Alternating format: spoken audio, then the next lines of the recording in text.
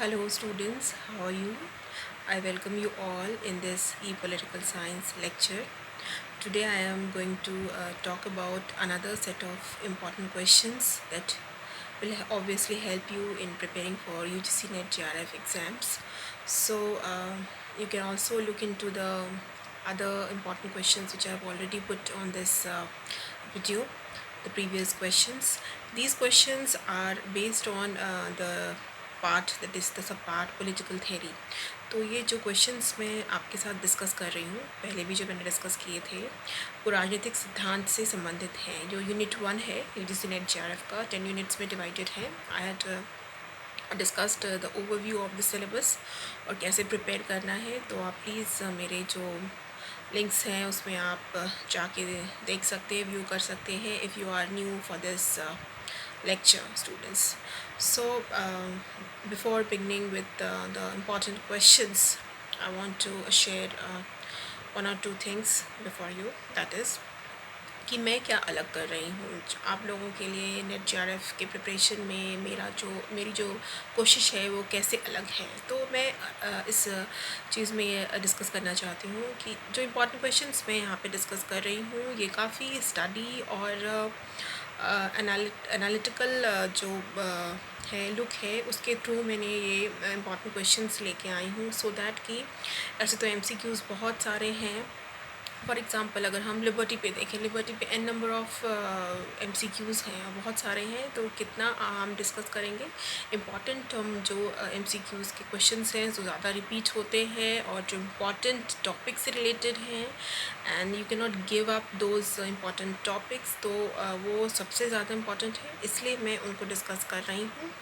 और मैं ये उम्मीद करती हूँ कि ये डिस्कशन के दौरान आप धैर्य रखेंगे और पूरी जब तक कि पूरा ये क्वेश्चंस डिस्कस नहीं हो जाता है, you will stay tune with me. And students please do read side by side, मेरे साथ ही आप भी पढ़ते रहे और अपनी जो मेहनत है वो मेहनत की प्रक्रिया जो है बड़ा लगातार करते रहें, तभी आप इसमें सफल होंगे।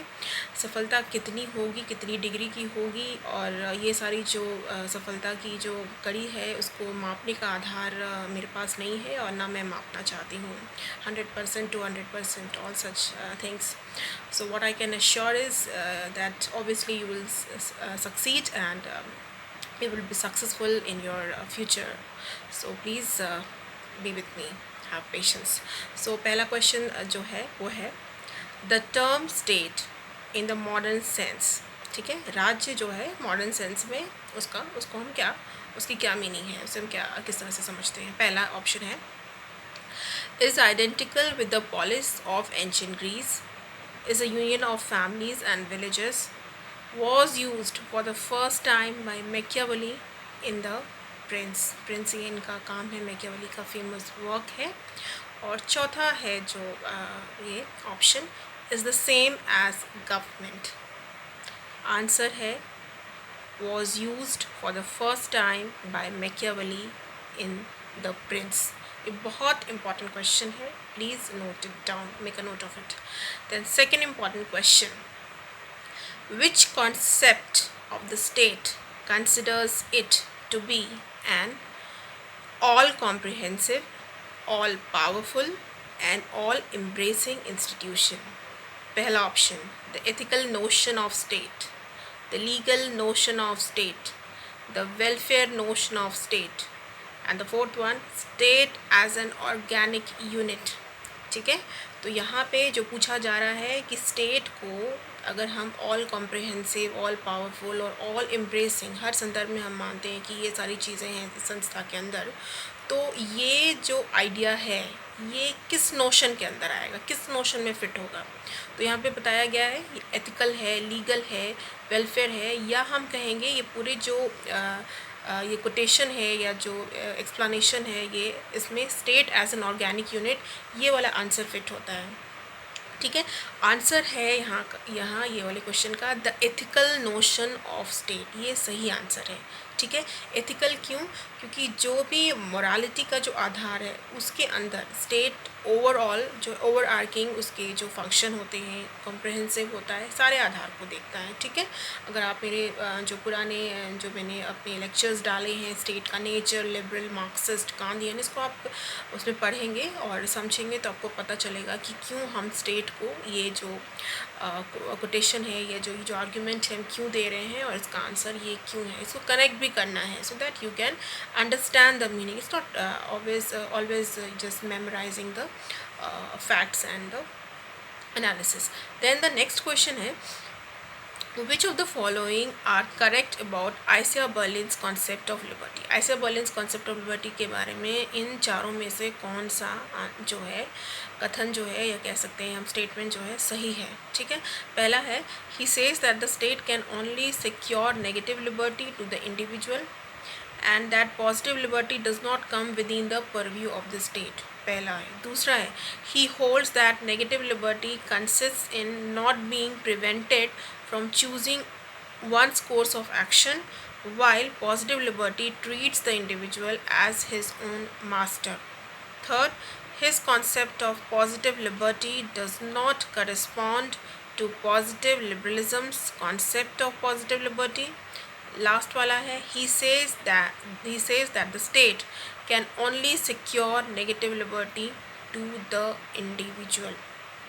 आप इसमें से चार ऑप्शंस में आइसिया बर्लिन का जो आंसर है इसमें आपको जो पूछा गया है पहला है सेकंड या फोर्थ होगा, दूसरा जो पूछा गया है फर्स्ट या थर्ड होगा, तीसरा जो पूछा गया है फर्स्ट, सेकंड, थर्ड, फोर्थ, यानी चारों होंगे, चारों ही सही हैं जो भी बोला गया है आइसिया बर्लिन के कंसेप्ट ऑफ लिबर्टी के बारे में।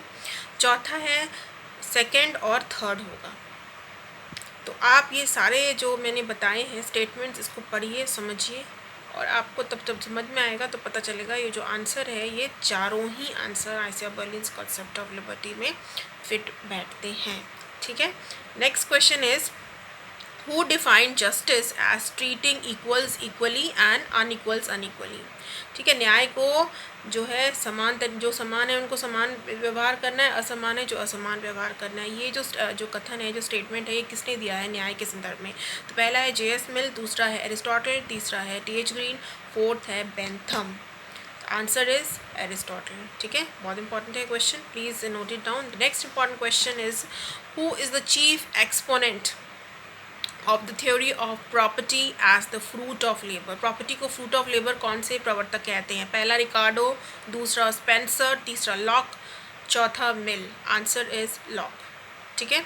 आप जॉन लॉक के लिबरलिज्म, उनको फादर ऑफ लिबरलिज्म भी बोला जाता है और आपको UGC नेट JRF में यूनिट 2 में पॉलिटिकल थॉट भी पढ़ना है जिसमें प्लेटो, अरिस्टोटल, हॉब्स, लॉक, रूसो सारे हैं और भी स्कॉलर्स और भी है थिंकर्स, वो भी आपको पढ़ने हैं।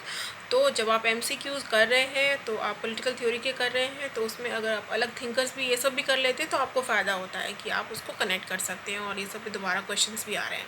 नेक्स्ट जो है हमारा क्वेश्चन 6th क्वेश्चन है who was the pioneer of positive liberalism? सकारात्मक उदारवाद का पाइनियर मतलब किसने शुरुआत की इसकी या कौन इसके प्रवर्तक हैं?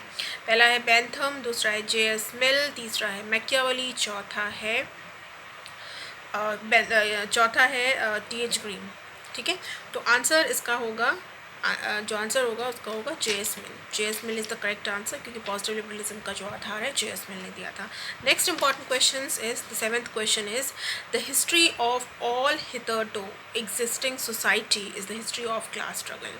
पूरी हिस्ट्री की जो है हिस्ट्री को क्लास स्ट्रगल पर संघर्ष किसने कहा है कि पूरे जो समाज का जो हिस्ट्री है वो सिर्फ एक बार संघर्ष है, ये किसने कहा है और किसमें कहा है? किसने कहा है नहीं पूछा गया। These words are found in, मतलब किस किताब में ये जो वर्ड्स हैं कहे गए हैं? ये जो स्टेटमेंट है the history of all hitherto existing society is the history of class struggle, ये फेमस कोटेशन है, कार्ल मार्क्स का फेमस कोटेशन है। किसमें कहा गया है? दास कैपिटल में, होली फैमिली में, कम्युनिस्ट मैनिफेस्टो में या poverty of philosophy? Answer is communist manifesto. Students, please make a note of it, it's very important. The next important questions that we are moving on is the liberal individualist theory of rights originated in which century? पहला है 19th, दूसरा है 17th, तीसरा है 20th century and fourth is 15th century. The answer is 17th century. 17th century में जो liberal individualist theory था rights का, अधिकार का, वो ओरिजिन किया था. ठीक है. Next question is negative rights क्या है. नेगेटिव राइट्स हम किसे कहते हैं. पहला है नेगेटिव राइट्स आर अनडेमोक्रेटिक. दूसरा है suggest the sphere where the state is not permitted to enter. Third है सी है prescribe the responsibilities of the state. चौथा है अपोज इक्वालिटी. तो आंसर होगा suggest the sphere where the state is not permitted to enter, क्योंकि ये जो sphere है, जो नेगेटिव लिबर्टी का सिद्धांत है, वो कहता है एब्सेंस ऑफ रेस्ट्रेंट्स. तो स्टेट यहाँ पे हस्तक्षेप नहीं कर सकता है. अभी जो चार ऑप्शंस हैं उसमें हमें सही देखना है. एक और इम्पॉर्टेंट जो मैं बताना चाहती हूँ आप लोगों को, कि जब भी आप कोई भी क्वेश्चन देख रहे हो MCQ का, फॉर एग्जाम्पल हम देख रहे हैं positive rights. For example positive right से हो सकता है कि पॉजिटिव राइट से रिलेटेड बहुत सारे फैक्ट्स हों, बहुत सारे एनालिसिस हों, पर जो क्वेश्चन में पूछा गया है उसके आधार पर पॉजिटिव राइट्स किस में फिट बैठ रहा है, इन चारों में कौन सा मोस्ट अप्रोप्रिएट आंसर है, that you have to look into it. ये नहीं कि क्या आपने पढ़ा है, किस बुक में क्या पढ़ा है, वो नहीं देखना आपको. जब आप एग्ज़ाम, UGC नेट एग्ज़ाम्स देने जा रहे होते हो और आप MCQs जब आप अटैम्प्ट करोगे पेपर 2, पेपर 3 के लिए, पॉलिटिकल साइंस के लिए, तो you have to be very vigilant कि जो ऑप्शंस दिए गए हैं वो उस क्वेश्चन के आधार पर कितने सूटेबल हैं, ये आपको यहाँ पे देखना है. तो the last question is the theory of natural rights. First is was rejected in the 17th century. Treated the rights of man as a creation of the state. तीसरा है was very popular in the 17th and 18th century political thought. Last में कह रहे हैं was none of these. तो पहला आप देखिए, it was rejected in the 17th century. Treated the rights of man as a creation of the state. Obviously ये state तो है नहीं इसके अंदर, तो हमारा तीसरा ही ऑप्शन इसमें सही बैठ रहा है. It was very popular in the 17th and 18th century political thought. So this is the answer, that is the theory of natural rights का आंसर ये C है. This is more appropriate.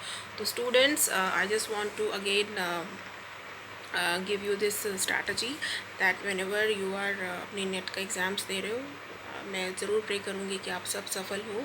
And I wish you good luck, best wishes are mine is there for you all. तो ये सारी strategy का ध्यान रखिए. जो भी मैं लेक्चर दे रही हूँ, जो मैं बता रही हूँ, प्लीज़ उसको फॉलो कीजिए, धैर्य रखिए, and obviously you will be successful. So have a nice day students. Take care of you. Stay home, stay healthy.